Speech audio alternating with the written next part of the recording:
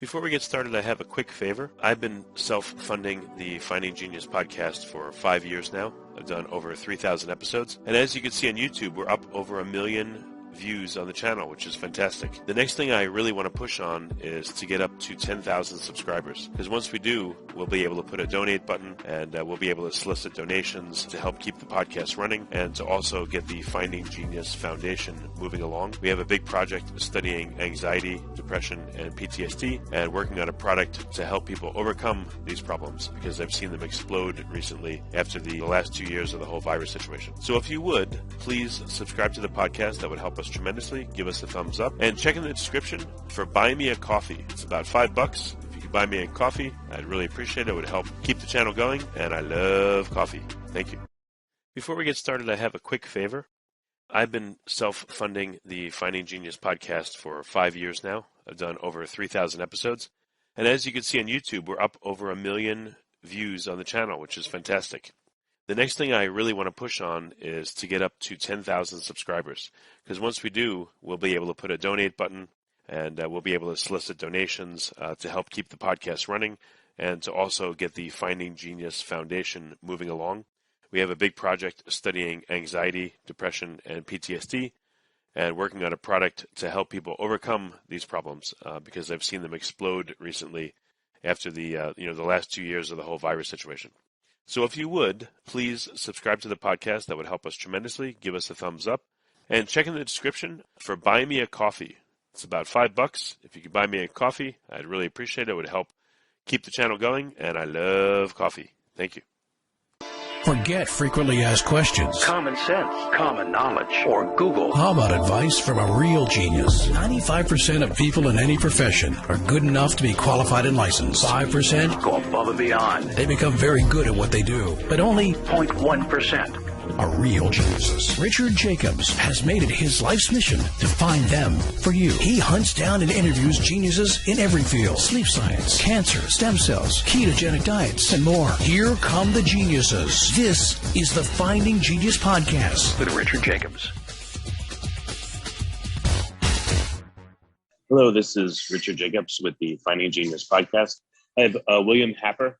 He's the Cyrus, Fogg, Brackett Professor of Physics, Emeritus in the Department of Physics at Princeton University. And we're going to talk about climate science and the politicization of climate science and what the real deal is. So, William, thanks for coming. Well, thank you for having me. Yeah, if you would tell me a bit about your background. You know, you were in physics. How did you move over into thinking about climate? Like, what's the story there? Well, one of my jobs many years ago was to be the head of basic research at Department of Energy, United States Department of Energy. And so I had a big portfolio of research. It included plasma physics, high energy physics, material science, some geophysics, and some work on climate, so there were many areas. And to make sure I understood what we were paying for with taxpayers' money, I had someone come in every week to give me a seminar and my assistant directors a seminar down in Washington. And I found that very helpful. If I got questions from Congress, I was able to answer it with a lot more confidence than if I hadn't done that. And that's when I first noticed that there was something different about climate research, environmental research, I would say, and all the other research I was supporting. So, for example, when we would call up someone and say, come down to Washington in 2 weeks and tell us about the progress looking for the top quark at Fermilab, and they would be delighted to come, very happy that someone in Washington was interested in what they were doing and hoping, of course, that, they'd get even more funding next year.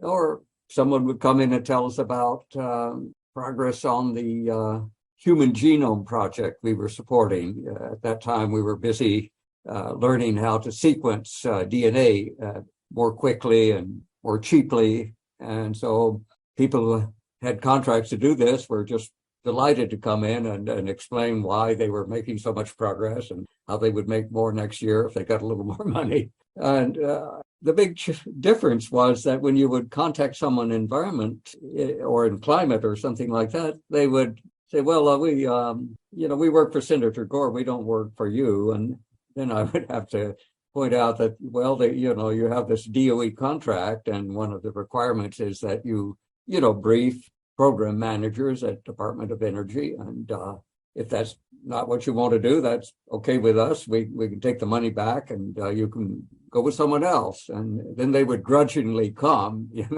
and they would give a very defensive seminar. And unlike other seminars, when you would ask a question, the speaker would be delighted that you were showing some interest, and he would answer your question. And when you would ask a question of these people, they would say, "What? Don't you trust me? Why are you asking that?" And I say, well, how else are we going to understand if we don't pay attention and try and ask questions about details that'll help us to understand it? So anyway, it was clear back then that this was not normal science. Well, it sounds like it wasn't even science at all. It was just politics-based science. I don't even know if you can call it science. But again, keep going, please. What else did you notice about what was coming out of climate scientists' assertions or papers, or what else did you discover? Well, some of them, it was clear, were very intelligent people, and they could have been good scientists if they had just stuck to the science and not worried about the political implications of it. So at that time, at least, I had no doubt that these were potentially competent people.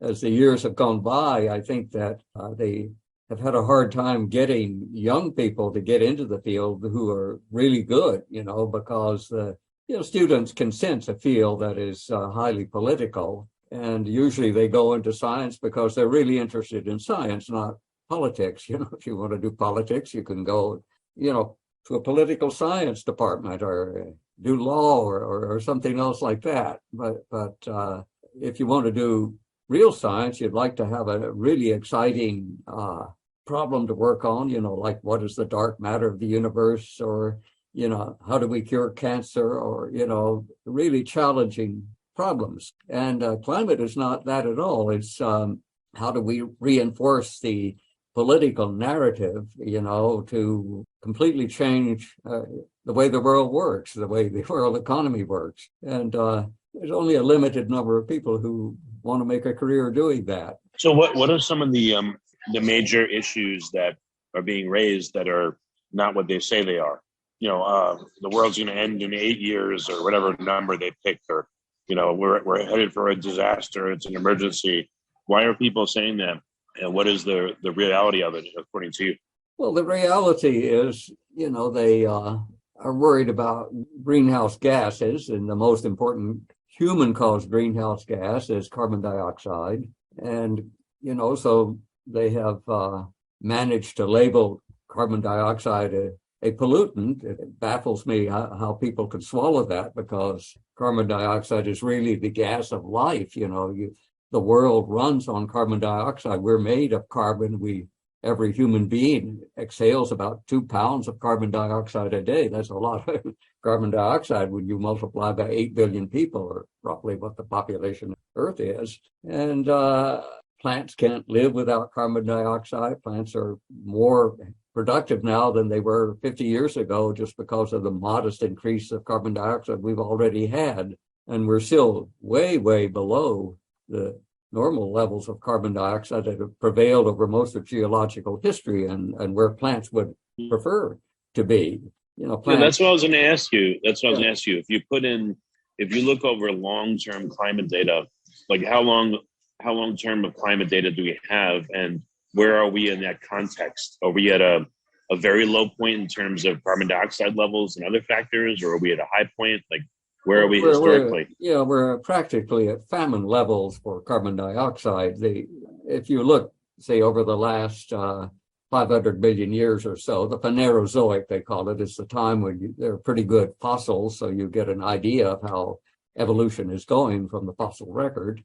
Over that 500 million years, the average CO2 levels have been several thousand parts per million, not, 280 or whatever it was pre-industrial. And these levels are very close to the levels at which plants starve to death. Plants really start dying off if you get below 150 parts per million. And there's some evidence of some plant die-off during the last glacial maximum 20,000 years ago because the CO2 levels drop so low. When the Earth gets colder, the oceans get colder, more CO2 gets absorbed into the ocean, and there's less available for plants to live on. So current levels are really exceptionally low by the standards of geological history. And so instead of being alarmed about more CO2, we should be very happy. It's one of the blessings of fossil fuels, quite aside from their usefulness in transportation and running the modern world. They are making plants grow better by providing more CO2.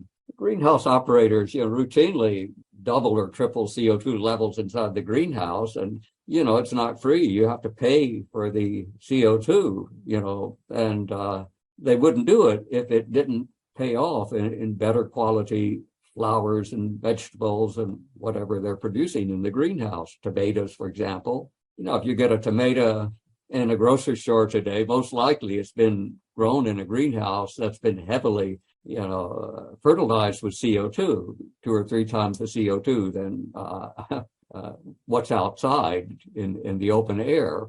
And they look beautiful, the tomatoes. I'm sure you've seen how nice they look now in grocery stores and the hothouse tomatoes. And part of the reason for that is the high levels of CO2 inside the hothouse. And that's one of the reasons you can actually tell whether CO2 has been enhanced in your tomato.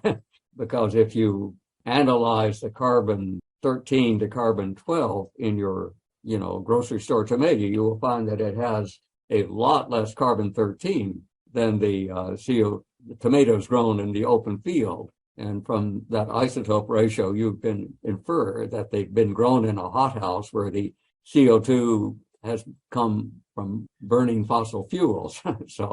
And then injecting the fossil fuel CO2 into the hothouse. Fossil fuel CO2 has a lot less carbon 13 in it than does the normal CO2 in the air above us. Well, how does that affect plant growth, that changed ratio It of 13 as well? doesn't make any difference to how they grow, but it's a nice way to tag where they got their CO2. Okay. Another interesting thing about that is that plants selectively enhance carbon 12 in their organic material, but that's more extreme in the great majority of old-fashioned C3 plants, that have the simplest photosynthetic way of photosynthesizing. Then a newfangled set of plants called C4 plants. C4 plants typically grow in the tropics where it's very hot and where low CO2 levels are a problem. And so they're more efficient in using both carbon isotopes. So they tend to have more carbon 13 than C3 plants. And an interesting sidelight to that is that's a way for you to check your sugar, household sugar. Is this cane sugar or is it beet sugar? You can't really tell the difference. I mean, the chemistry is the same, the taste is the same. There's no obvious difference. But one difference that's very clear is if you look at the carbon 13 ratios, there's a lot more carbon 13 in cane sugar, which is a C4 plant, than in beet sugar, which is a C3 plant. So that there's lots of fascinating science, physics, chemistry that's involved in all of, involved in carbon dioxide and how plants grow. But one thing you should never forget is that carbon dioxide is not a pollutant at all. We should thank the Almighty for carbon dioxide. It's good for the planet. More of it will be better for the planet. So what do you think would happen if, all the climate alarmists just shut up and things kept going as they are, over the next 10 years, 20 years, 50 years? What do you think levels would go to, and what do you think would be the resultant effects? Well, if you look at the rate level CO2 is increasing now, it's around 2 parts per million per year, 2.5 maybe. And it's going to continue to increase because most of the world is going to use fossil fuels for at least the next century. There's nothing you can do about that because not to do that is basically a suicide pact, and there will be, literally billions of people would die if you stop using fossil fuels. You can't do it, especially for, applications like fertilizer. They recently tried that in Sri Lanka, banned chemical fertilizers, and the government was thrown out about a year ago because there was, massive crop failures. You couldn't run agriculture in Sri Lanka anymore without chemical fertilizers, and that's true around the world. So there are just horrendous consequences of banning fossil fuels that people are not going to take. It doesn't matter what the elites demand. The average person wants to live, and they can't live if they do what the elites demand. I don't know what the elites think. Many of them say, well, the world is overpopulated. There are too many of these, knuckle-dragging climate deniers out there. Let's get rid of them. The Earth can only support 1 billion people, and we've got 8 billion, so 7 out of 8 of us have to disappear. What better way to do that than mass famine? I mean, they don't have to say that, but that will be a consequence of banning fossil fuels. Yeah, and of course they're not included in the remaining 1 billion. Everyone else. Before we continue, I've been personally funding the Finding Genius podcast for 4.5 years now, which has led to 2,700 plus interviews of clinicians, researchers, scientists, CEOs, and other amazing people who are working to advance science and improve our lives and our world. Even though this podcast gets 100,000 plus downloads a month, we need your help to reach hundreds of thousands more worldwide. Please visit findinggeniuspodcast.com and click on Support Us. We have 3 levels of membership from $10 to $49 a month, including perks such as the ability to see ahead in our interview calendar and ask questions of upcoming guests, transcripts of podcasts you're interested in, the ability to request specific topics or guests, and more. Visit findinggeniuspodcast.com and click Support Us today. Now, back to the show. Yeah, that's right. They'll be part of the elite 1 billion remaining. That's right. All the rest of us will be gone.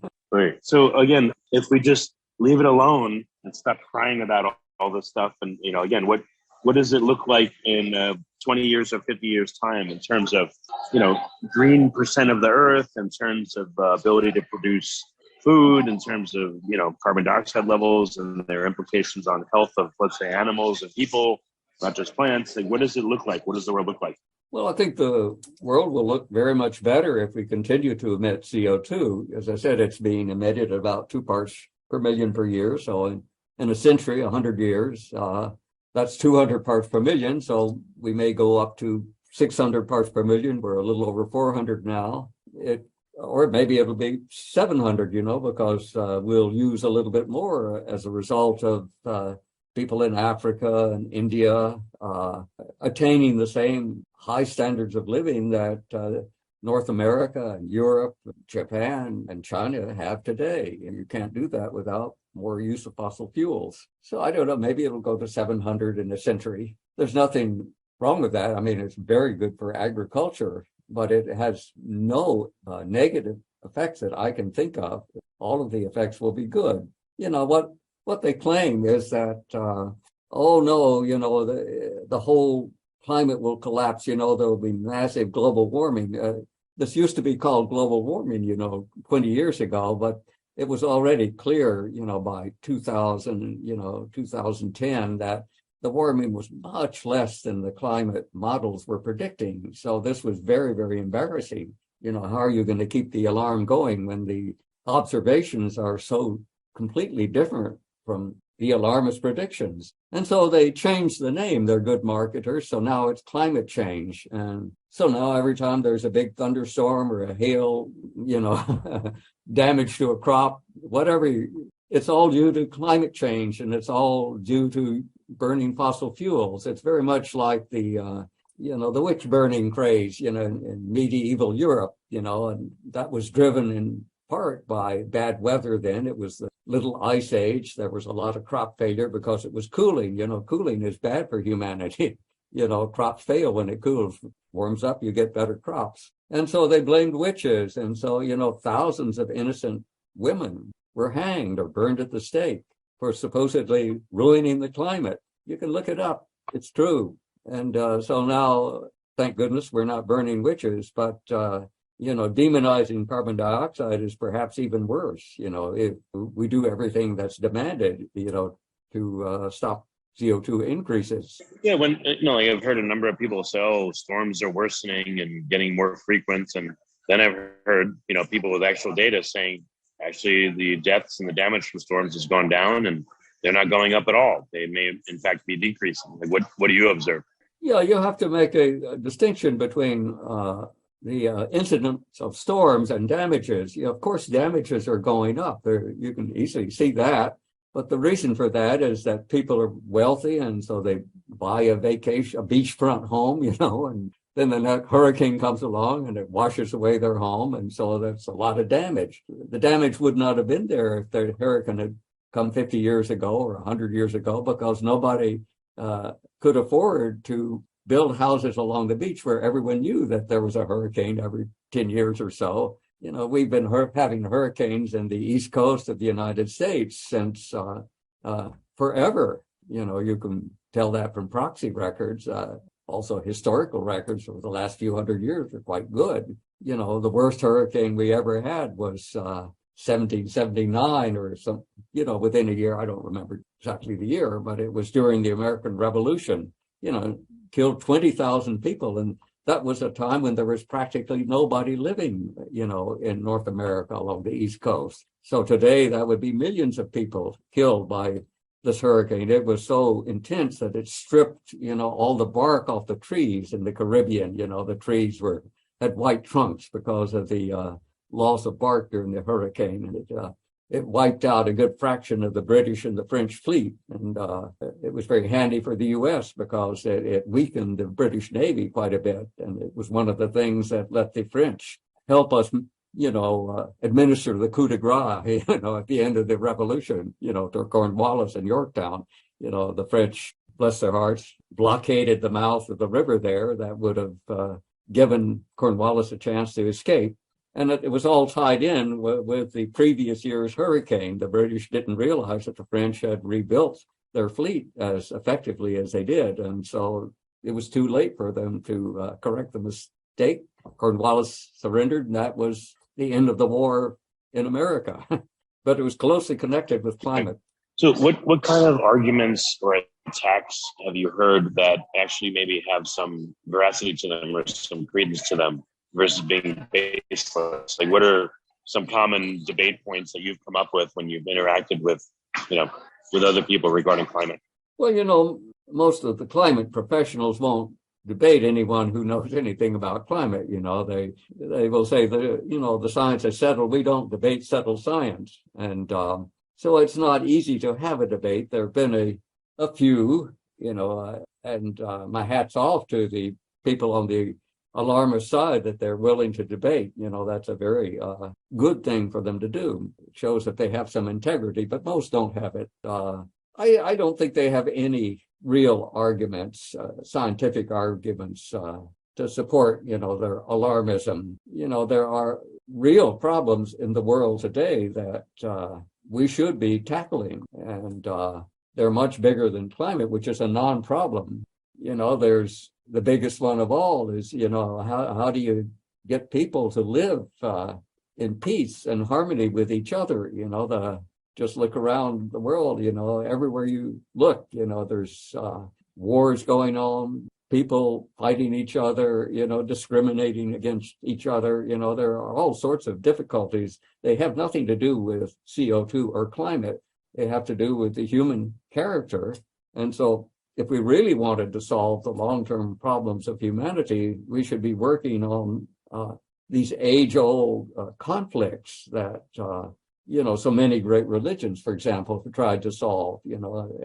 Philosophers have tried to solve. They're tough problems. But I agree with you. I guess just keeping it with, again, the points on climate, what people call solar or wind green energy, but yet in order to assemble the rare earths to make, wind turbines and make solar panels and all that, you need to use fossil fuels, and then to manufacture them and transport them and put them in service and service them and repair them and fix them. And so how can people call that, for instance, like green energy or carbon zero? It makes absolutely no sense. No, it doesn't make any sense. And, it greatly increases the cost of electricity, and it makes it less reliable. And if you really insist on running a system like that, it basically means building a fossil fuel backup plant for every wind turbine or every solar, farm, because the sun goes down at night. There's no way we can stop that. Although one shouldn't tempt politicians, they pass laws for all sorts of crazy things. Maybe they'll pass a law saying that the sun should shine for 24 hours. I wouldn't put it past them. But in reality, it doesn't. And the wind doesn't blow all the time. So the only way you can really back this up is with fossil fuels. You can't store enough power in batteries in any economic way to make up for the times when the wind doesn't blow. Sometimes it's weeks at a time, or every day when the sun goes down. So none of it makes any economic sense, and it only exists because of political mandates. It's by fiat, by completely clueless politicians. There are admirable politicians, some exceptions, but many politicians, they've never done any real work in their lives. They got into politics young, and that's been their career.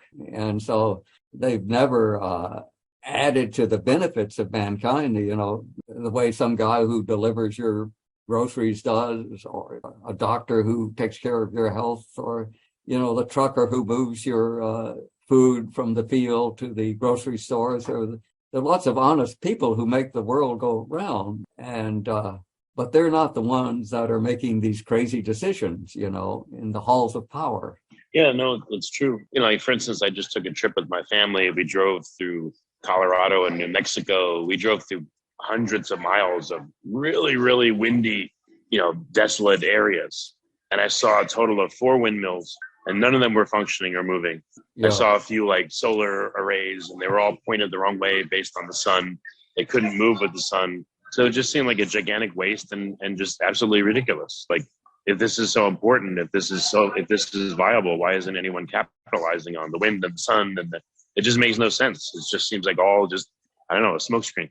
Yeah, it's very hard to understand. I agree with you. And but if you look over human history, again and again, human societies do crazy things. And there's this old saying from the ancients, whom the gods would destroy, they first make mad. And that's happened many times. Whole societies go mad, and it's quite difficult to bring them back. So where do you see this? Where do you see things going? I mean, is it the climate crazy is going to just run into reality, and are they going to just quietly stop talking about this stuff? Or what do you see ahead for maybe the next year or two, now that the politicians and governments of the world are really crippling everyone's ability to produce energy?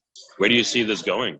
Well, I think that there will be additional situations like the one in Sri Lanka a few years ago, earlier this year, about a year ago, where the whole society is destroyed, by environmental fanatics. And it will be more influential because Sri Lanka is a little country that nobody in most of the world knows very much about.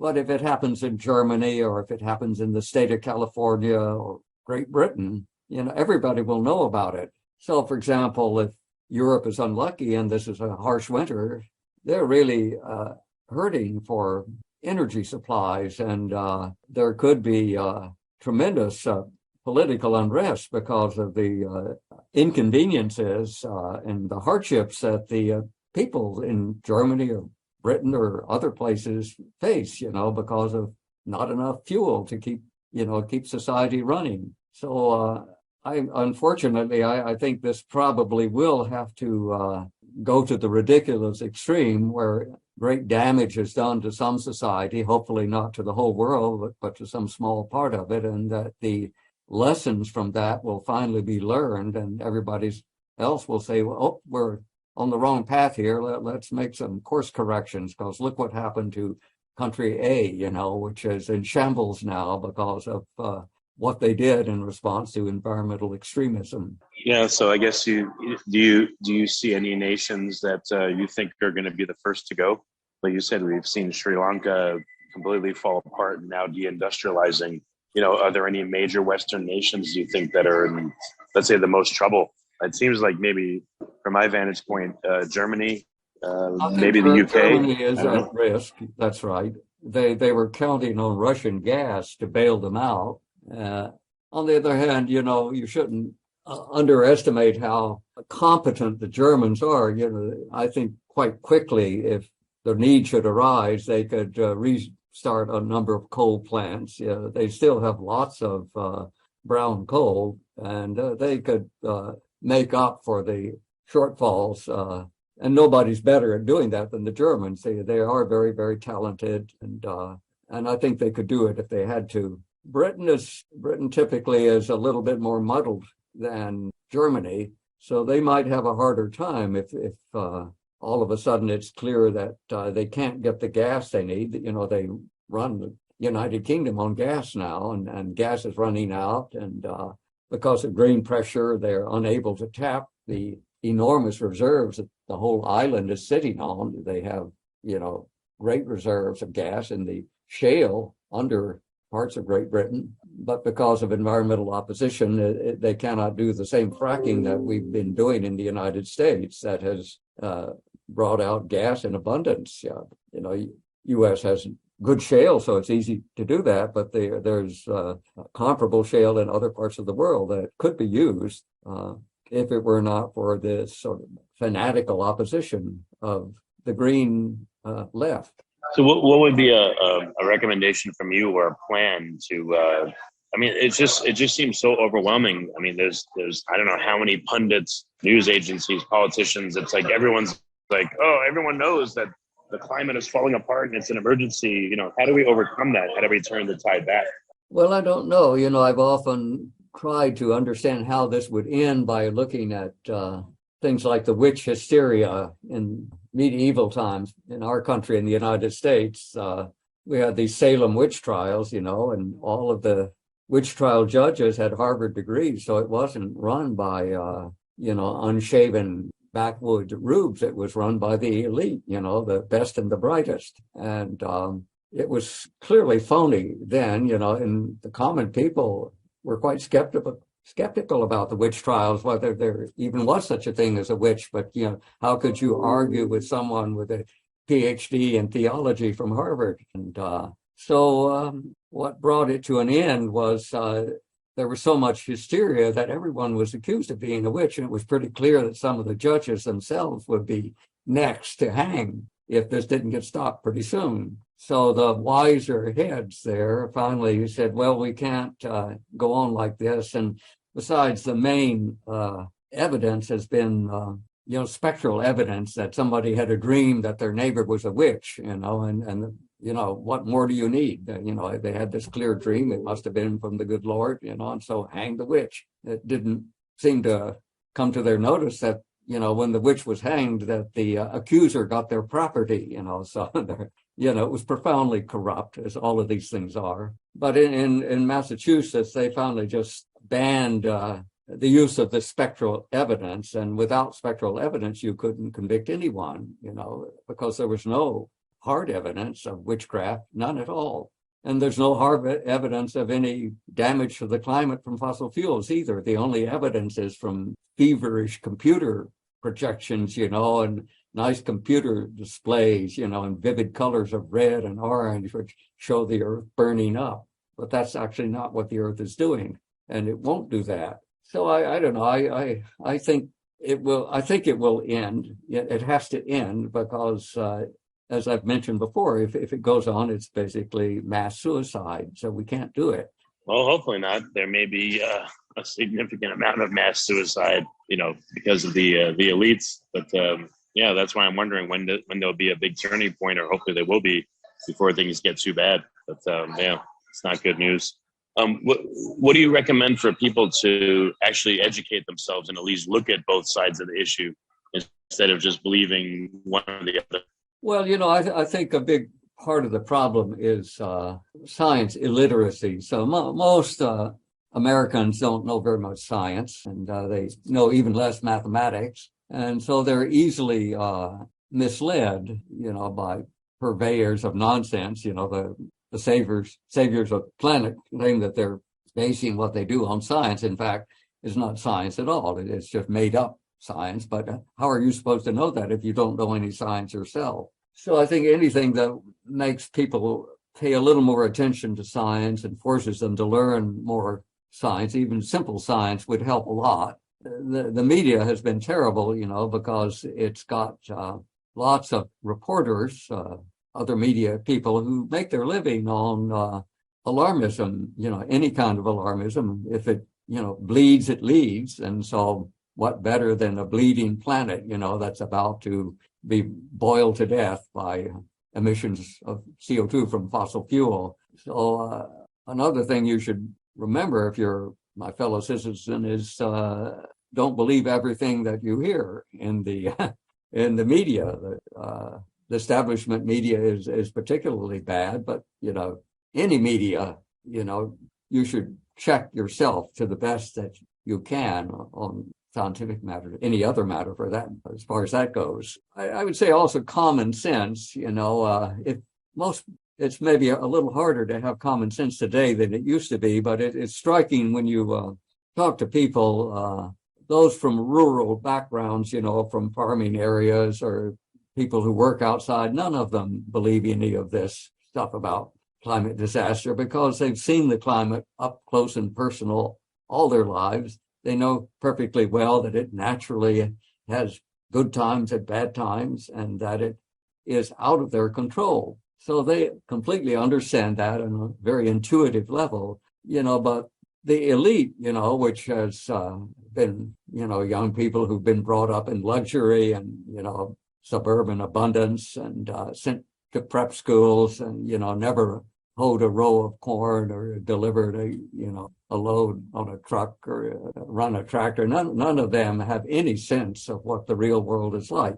Their sense of what the world is like is what they see on computer screens or read about in slick books, and or what their friends tell them, other overprivileged people, from the suburbs, the wealthy suburbs.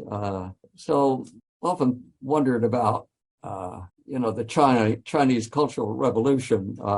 It was a terrible thing, it caused enormous damage, but one part of it that I always was interested in is Mao first forced all the elite to go out and spend a couple of years farming, out there with the manure and the plants and things like that. And, maybe that wasn't such a bad idea, maybe some of our elites should do something like that. Oh, is there any evidence that forcing the elites to do farm work improved their perspective, or were they just resentful of, what they had to do?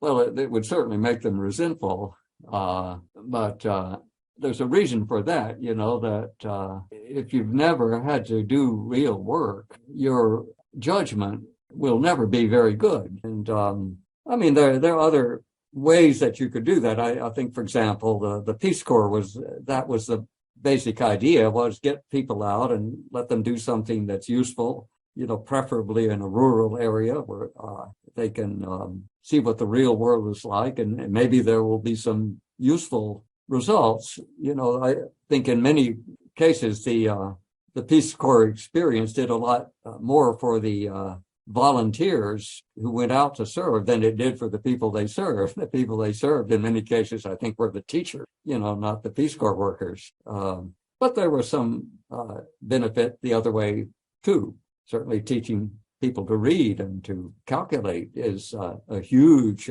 benefit for them. But learning from them what real life is like is also a benefit to you. So it doesn't have to be a cultural revolution, but people should, I think, experience the real world more than they have an opportunity to do today. It's not their fault. We don't give them the opportunity.